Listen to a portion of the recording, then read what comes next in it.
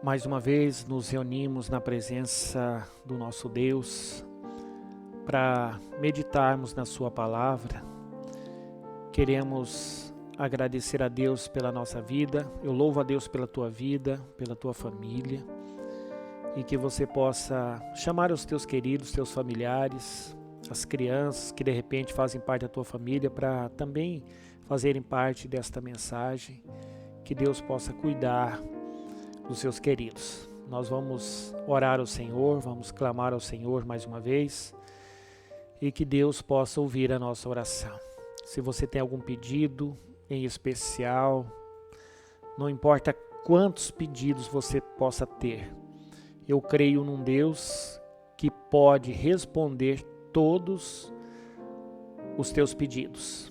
Eu creio num Deus que pode fazer todos esses milagres que você precisa nesta hora.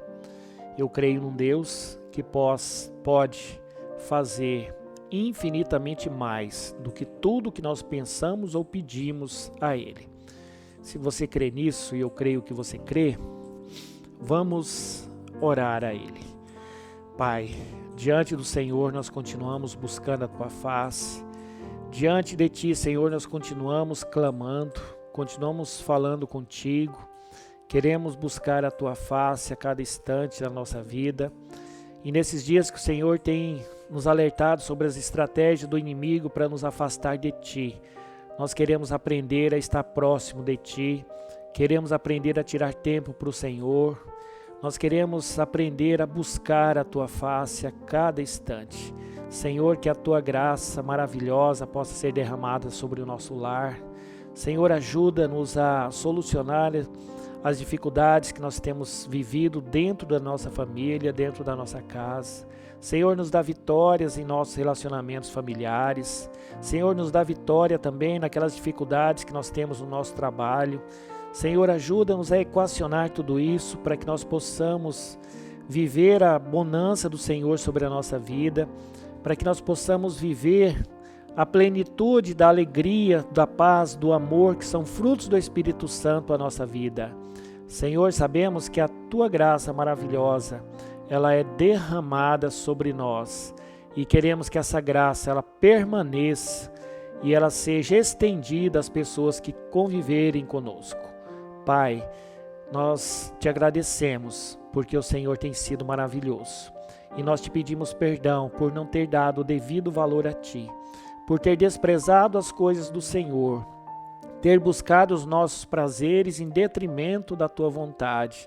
Pai querido, nós queremos continuar buscando prazeres para a nossa vida, mas dentro da Tua vontade, dentro do Teu reino, pois nós sabemos e cremos porque a Tua palavra nos diz que o Senhor já quer nos dar, mesmo nesta vida, mesmo nesse mundo cheio de pecado e de pecadores, o Senhor já tem coisas boas a nos dar.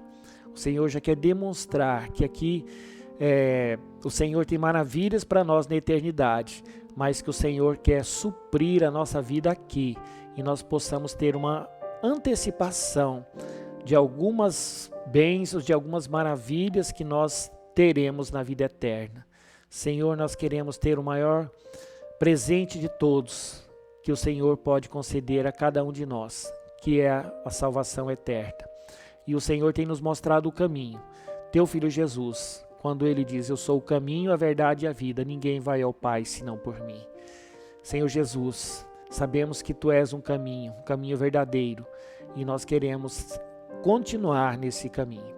Se nós estamos desviados do Teu caminho, Senhor, ajuda-nos a voltar para esse caminho, e não permita que nós possamos tirar os nossos pés, os nossos olhos e o nosso coração desse caminho, que é estreito, porém ele é direto à eternidade. Obrigado, Pai querido. E nós queremos continuar clamando pela nossa casa. Que o Senhor guarde os nossos queridos. Em nome de Jesus. Amém. Na semana passada, dia 20, nós trouxemos a primeira parte dessa mensagem que tem por título a estratégia do inimigo para nos derrotar. E eu trouxe, eu fiz uma alegoria com a vida, o envio de Moisés e de Arão para retirar o povo de Deus que estava cativo no Egito há mais de 400 anos. Então Deus usa Moisés, né? O livro de Êxodo retrata muito da vida de Moisés, começa falando exatamente do nascimento de Moisés e como Deus milagrosamente conserva a vida de Moisés, fazendo que Moisés seja criado pela filha de Faraó. E aí ele vive 40 anos ali, juntamente com o Faraó. Depois ele foge, ele vai para o deserto, ele vai cuidar do rebanho do seu sogro, ele fica ali mais 40 anos. E agora com 80 anos, Deus chama para que ele venha fazer algo especial, que é voltar ao Egito e tirar o seu povo de lá. Deus, ele usa de um simbolismo muito importante dentro da palavra de Deus. Jesus, ele gostava de falar por parábolas. Ele ensinava através de parábolas. E as parábolas, ela tinham uma razão muito importante, porque quando Jesus usava um simbolismo que as pessoas entendiam, a mensagem era gravada de uma maneira mais rápida e de uma maneira mais eficiente. Porque quando nós associamos um ensino a algo que nós conhecemos, então esse ensino ele tem vamos dizer assim, a propriedade de ser conservado por mais tempo, ou da gente dar um valor maior a ele, né? E nesse contexto aqui, no contexto da Páscoa, Jesus está trazendo para os nossos dias uma referência à salvação que ele tem para nos dar através de Jesus Cristo, através do sacrifício de Jesus. E eu repito aqui, lá na primeira mensagem eu já havia dito de que o simbolismo da Páscoa, né, da 10ª praga, que é a morte dos primogênitos, significa o quê? A morte de Jesus na cruz para nos dar vida. Então, a morte daqueles primogênitos foi para lá no Egito, né, há mais de 2.500 anos atrás, foi para que nós tivéssemos a lembrança, através da instituição da Páscoa, de que o Senhor quis libertar o seu povo do cativeiro babilônico. E com o sacrifício de Jesus, Deus quer resgatar cada um de nós do cativeiro do pecado. Então, lá no passado, Faraó usou de algumas estratégias para segurar o povo de Deus lá no seu país. E hoje, o diabo ele tem usado dessas mesmas estratégias para nos manter no mundo. Quando eu digo nos manter no mundo, nesse mundo decaído, nesse mundo onde o pecado abunda, onde o mal impera, onde as pessoas têm desvalorizado a presença de Deus. Então, só quero relembrar para você 2 estratégias do inimigo para nos manter presos nesse mundo e, consequentemente, longe de Deus, que nós vimos na mensagem passada. A primeira é tirar o nosso tempo. Deus mandou Arão e Moisés falar com o Faraó. O que o Faraó faz? Ao invés de libertar o povo, ele manda trabalhar mais. Ele manda produzir a mesma quantidade de tijolos, mas só que agora eles não receberiam mais a matéria-prima para fazer os tijolos. Eles teriam que ir atrás desse material para fazer os tijolos. Isso gera o quê? Raiva, né? Desentendimento contra Moisés e Arão, mas também contra Deus. E com isso, o que Satanás faz? Hoje ele tem enchido a nossa mente, a nossa vida com ativismo, para que a gente possa continuar preso em atividades e, consequentemente, longe daquilo que o Senhor tem para nós. A segunda estratégia, aí já entrando as pragas, né, a 4ª praga ali, já foram 4 pragas, Deus já havia destinado. Então, Faraó chama Moisés e Arão e diz: olha, vocês podem fazer o sacrifício, mas faça aqui mesmo. Com isso ele estava dizendo, né,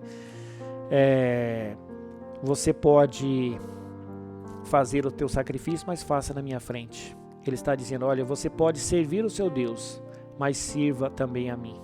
E nós dissemos na mensagem passada que o diabo ele quer e aceita que você sirva a Deus e a ele. Nosso Deus não. O nosso Deus ele quer dedicação exclusiva, porque ele diz, olha, se você quer servir a dois senhores, você vai servir a um e aborrecer o outro.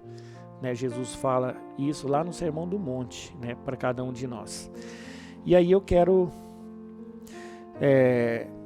entrar propriamente na terceira estratégia no dia de hoje, né? Nos dias de hoje, e que Faraó usou lá no passado para tentar prender o seu povo longe do seu Deus. Ele diz, olha, não vá muito longe. Bom, você não quer me servir aqui na minha frente? Mas ele diz então, não vai muito longe. O versículo 28 do capítulo 8 do livro de Êxodo, ele diz o seguinte, então disse Faraó, deixar-vos-eis ir, para que ofereçais sacrifício ao Senhor vosso Deus no deserto. Somente que saindo, não vá muito longe, orai também por mim. Amém. Então, Deus vai moendo o orgulho e a soberba de Faraó com as pragas. Lá se foram, 4 pragas. E aí, Faraó diz para Moisés e para Arão, olha, tudo bem, você pode então sair do Egito, mas não vai muito longe, fica por perto. E essa é uma estratégia do inimigo hoje, com a nossa vida. Ele diz, você pode servir o teu Deus, mas continue me servindo. Visite o teu Deus, mas continue me servindo. Foi essa a proposta que ele faz. Ele diz, olha, vai ali, logo ali e volta para continuar me servindo. Vai lá e visita. Sabe o que isso me lembra? De pessoas que a semana inteira fazem as coisas que desagradam a Deus e no domingo vai no culto. E acha que está tudo certo, resolveu o problema. Lá eu oro, lá eu choro, lá eu canto, né? Lá eu adoro e volto para casa e passo a semana inteira fazendo a mesma coisa, né? Então, com essa estratégia, o inimigo ele quer te impedir de viver uma vida de santificação, uma vida plena em Deus, pois é para você viver com um pé na igreja e outro no mundo. O famoso crente Raimundo, um pé na igreja e outro no mundo, conforme aquele jargão que a gente conhece, né? Então, o que o Senhor tem para nos dizer em relação a isso? Que assim como a segunda estratégia foi, de servir a Deus sem sair do Egito, servir a Deus sem sair do mundo, aqui ele está dizendo, olha, você pode fazer visita ao teu Deus, mas não esqueça de mim. Não se envolva muito com Deus, porque ele dá muito trabalho. Você vai ter que mudar muito na sua vida.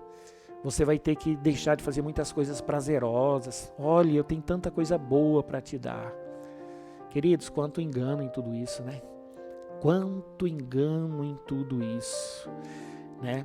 Então, as pessoas que vivem dessa maneira são pessoas que, ao invés de influenciar pessoas para o bem, elas são influenciadas pelo mal. E Jesus não morreu na cruz para a gente ser influenciado pelo mal. Jesus morreu na cruz para a gente influenciar o bem.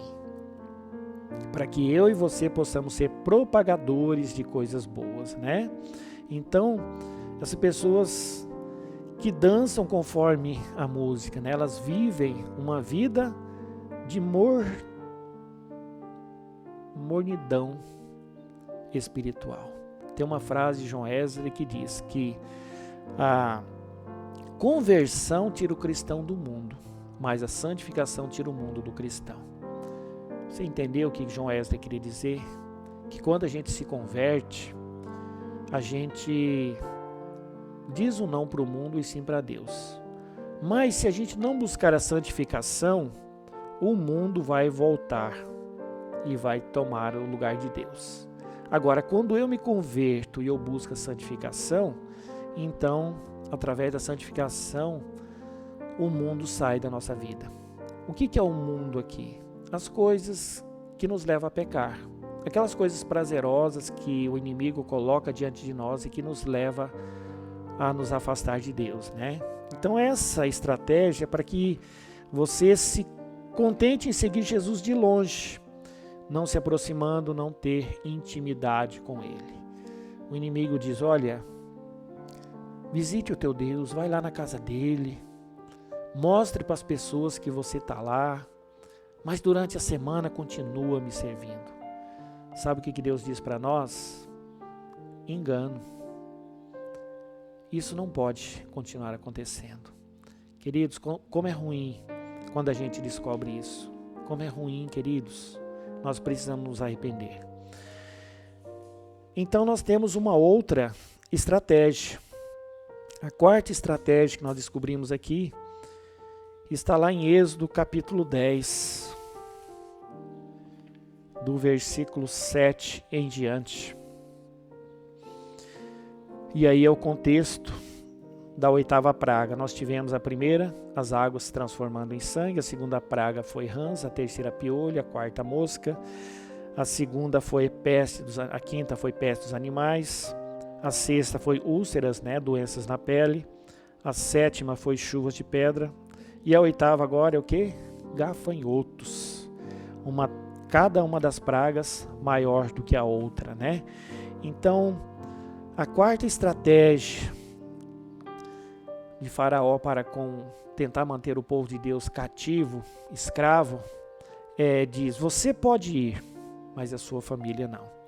Vamos ver o que diz aqui, Êxodo capítulo 10, versículo 7. Então os oficiais de Faraó disseram, até quando nos será por cilado este homem? Deixa ir os homens para que sirva ao Senhor seu Deus. Acaso não sabes ainda que o Egito está arruinado? Então Moisés e Arão foram conduzidos à presença de Faraó e este lhe disse, ide servir ao Senhor vosso Deus. Porém, quais são os que hão de ir? Respondeu-lhe Moisés, havemos de ir com os nossos jovens e com os nossos velhos. Que mais? Com os nossos filhos, com as nossas filhas e com o nosso rebanho e com o nosso gado. Havemos de ir porque temos de celebrar festa ao Senhor. Replicou Faraó, seja o Senhor convosco, caso eu vos deixe ir as crianças. Vede, pois, tende convosco más intenções. Não há de ser assim. Ide somente vós, os homens, e servir ao Senhor. Pois isso é o que pedisse. E os expulsaram da presença de Faraó. Amém. O que acontece aqui, né? O inimigo, ele fala para você, você pode ir, mas a tua família fica. Porque às vezes você está decidido e a tua família não. E o inimigo, né, Satanás, ele não pode segurar. Mas aí ele diz, olha, deixa a tua família, deixa eles do jeito que eles querem. Deixa os teus filhos escolher o que eles querem para a vida deles.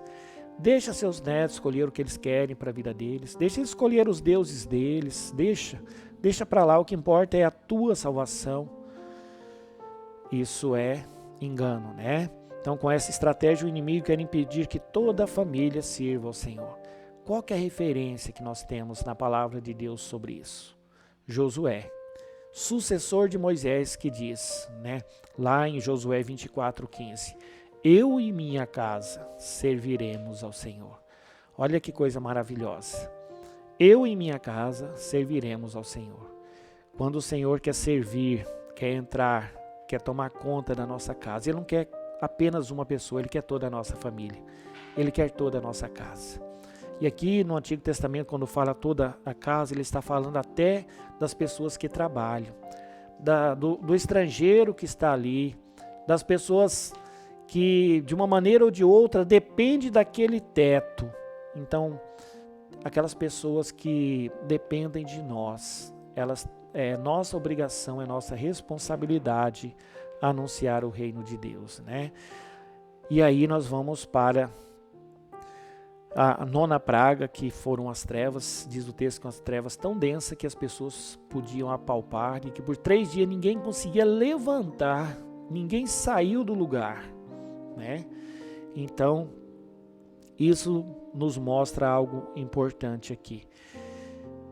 A quinta estratégia do inimigo para nos manter no mundo, longe de Deus, é ter o domínio da nossa vida financeira. Êxodo capítulo 10, a partir do versículo 24, ele diz o seguinte: Então Faraó chamou a Moisés e lhe disse: Ide servir ao Senhor.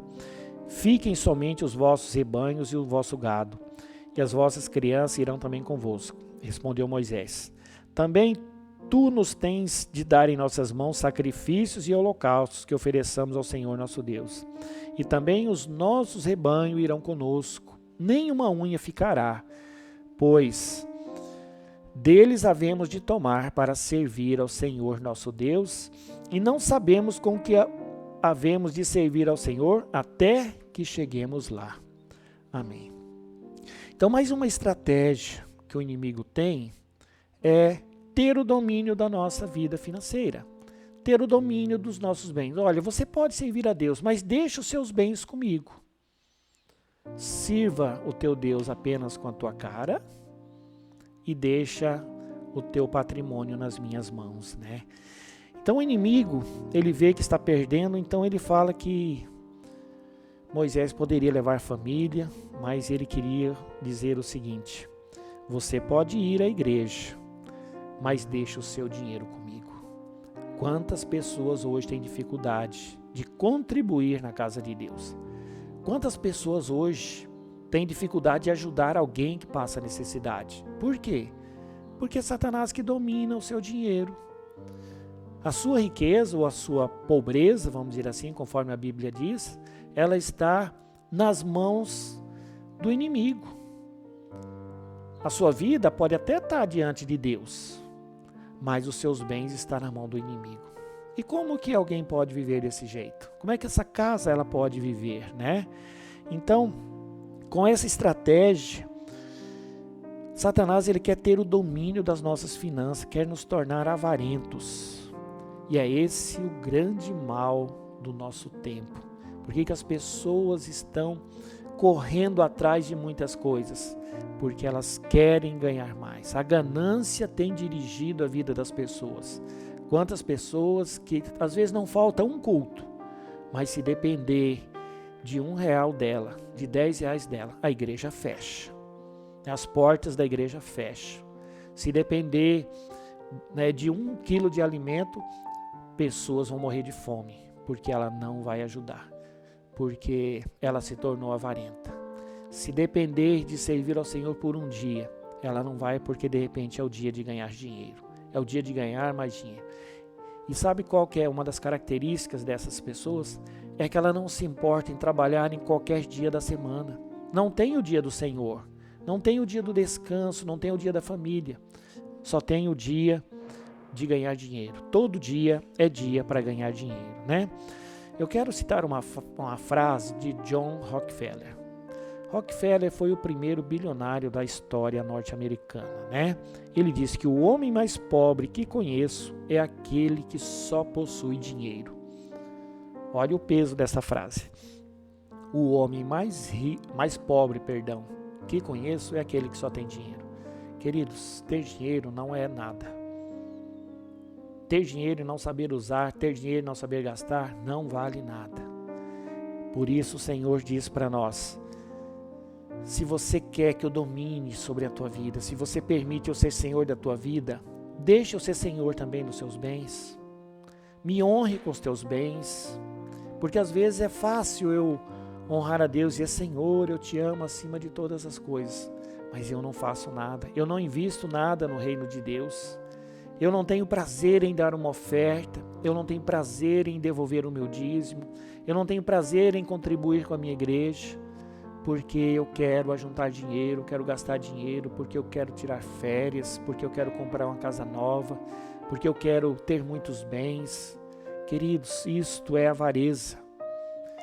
E a avareza, em vários textos da Bíblia, ela é condenada. Ela é obra da carne. Ela faz parte daquele grupo de pessoas que não herdarão o reino dos céus. É uma das primeiras pessoas lembradas por Jesus que não herdarão o reino dos céus.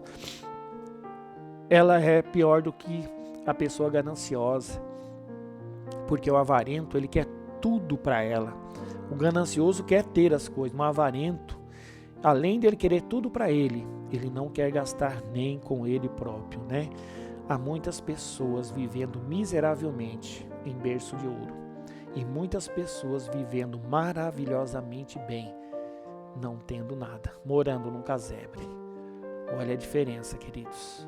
Aquilo que nós temos, se não for para nos dar prazer, for apenas para dizer que eu tenho tanto lá no banco, ou que eu tenho um patrimônio tal, não vale a pena. O Senhor tem muito mais a nos dar, né? Mateus 16, 26 diz algo muito importante. Guarda isso. Mateus 16, 26. Pois que aproveita o homem ganhar o mundo inteiro, se perder a sua alma? O que dará o homem em recompensa da sua alma? Olha, eu quero repetir aqui. Mateus 16, 26. Pois que aproveita o homem ganhar o mundo inteiro, se perder a sua alma? Ou que dará o homem recompensa da sua alma? Queridos, que dará o homem recompensa da sua alma? Isto é, em relação à salvação, nada. Toda a tua riqueza, tudo que você ajuntar, não vale uma única alma. Jesus diz que todo o dinheiro do mundo não vale uma única alma. Todo o dinheiro do mundo, toda a riqueza do mundo não compra a salvação de nenhuma pessoa. É isso que o Senhor Jesus tem para nos dizer. Eu quero terminar essa mensagem lembrando que quando nós começamos essa pandemia, ela foi se estendendo. As pessoas diziam e ainda dizem hoje que não veem a hora das coisas voltarem ao normal.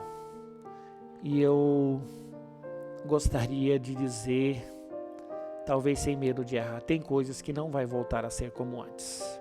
Tem coisas que nós vamos ter que adaptar pelo resto da vida. Agora, o que eu gostaria é que a gente nunca mais voltasse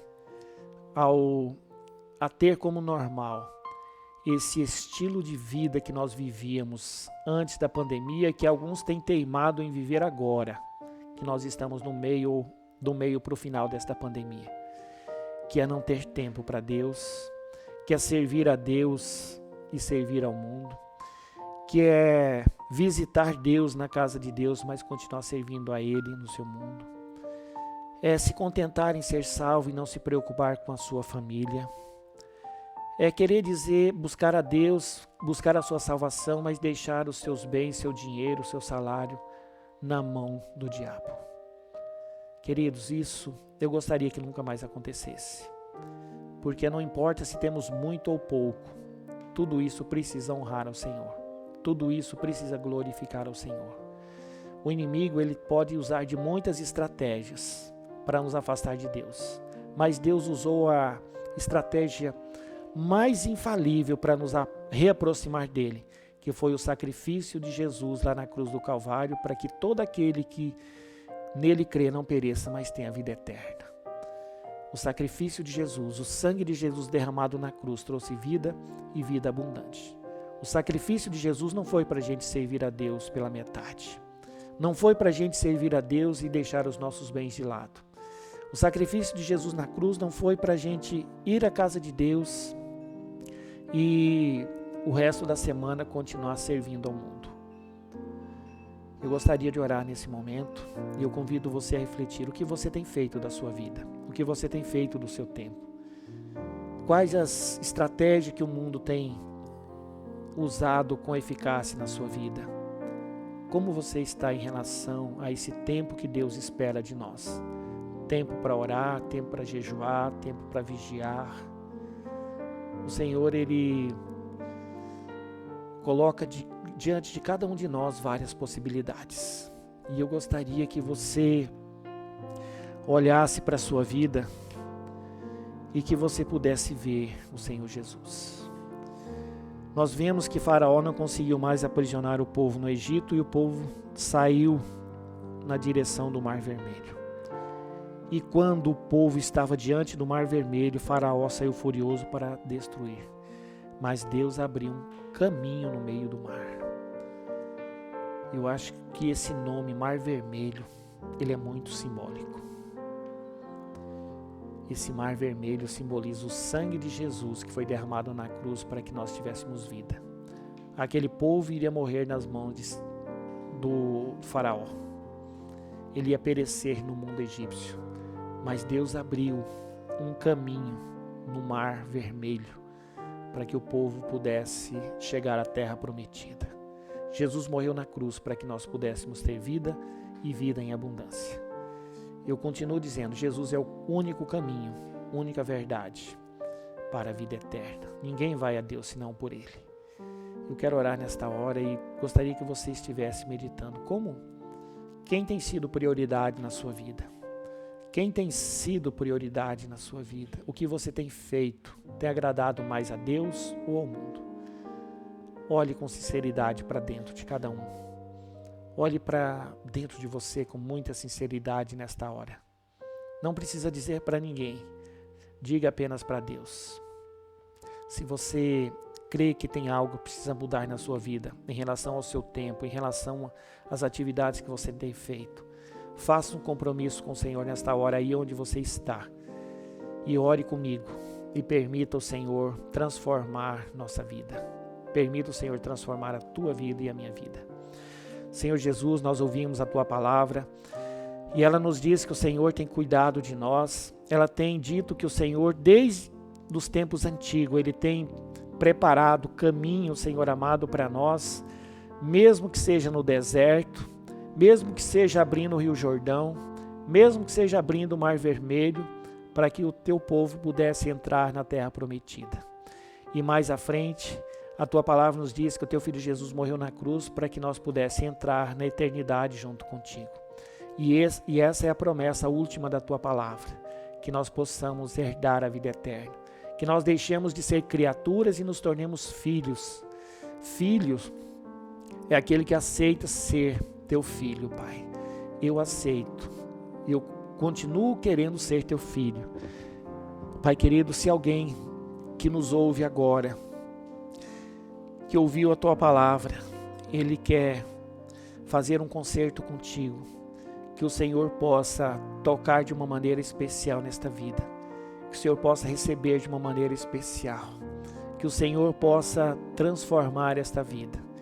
Se alguém agora coloca algum propósito diante do Senhor, Pai, ajuda ele ou ela a honrar esse propósito na sua vida. Ajuda ele ou ela, Pai, a vencer as suas dificuldades. Ajuda ele ou ela a abrir mão daquilo que é mundano para buscar aquilo que é sagrado. Deixar aquilo que é terreno, aquilo que é passageiro, para buscar aquilo que é eterno. Pai querido, ajuda cada um de nós, quando nós percebemos que nós cometemos algum pecado, a nos arrepender verdadeiramente do nosso pecado, do nosso erro, da nossa transgressão, e confessar verdadeiramente ao Senhor com sinceridade no nosso coração.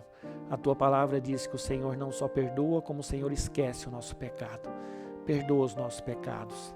Perdoa as vezes que nós tiramos mais tempo para o mundo do que para o Senhor.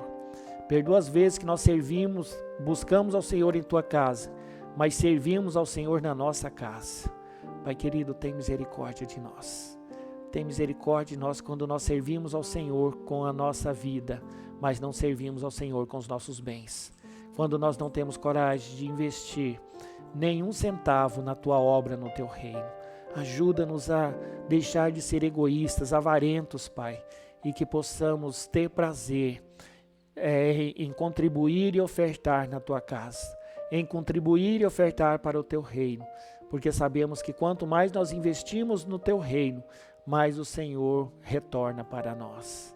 Pai querido, que o Senhor possa cuidar de cada lar, que o Senhor possa cuidar de cada querido nosso onde estão, mesmo aqueles que estão mais distantes. A Tua palavra diz que o Senhor dará ordem aos Teus anjos para cuidar de cada um de nós. Senhor, estenda a Tua proteção aos nossos queridos que estão mais distantes. A Tua palavra nos diz, através do Salmo 127, que se o Senhor não cuidar, vigiar a cidade, em vão vigia o sentinela. Senhor, que a tua palavra possa se cumprir na nossa vida. Guarde a cidade que nós estamos, o município que nós estamos. Guarde, Senhor amado, a cidade onde estão os nossos queridos, para que esta palavra seja uma palavra profética na nossa vida. Qualquer mal, Senhor, que possa vir, nos guarde de qualquer perigo que possa vir sobre nós, sobre a nossa casa, sobre a nossa igreja. Em Teu nome, Senhor Jesus, nós oramos. Amém. Chegamos ao final desta mensagem, a segunda parte dela, e que essa palavra possa ter tocado o teu coração. Se você gostou, compartilha com alguém, fala para alguém, testemunha ao Senhor o que o Senhor fez na sua vida através desta palavra. Permita que você possa multiplicar esta palavra. Assim os discípulos de Jesus fizeram com o Evangelho e ele chegou até nós. Então nós podemos ser boca de Deus hoje. Então continue sendo boca de Deus por onde você tem passado. Continue a falar das maravilhas que Deus tem feito na sua vida. Que Deus nos abençoe.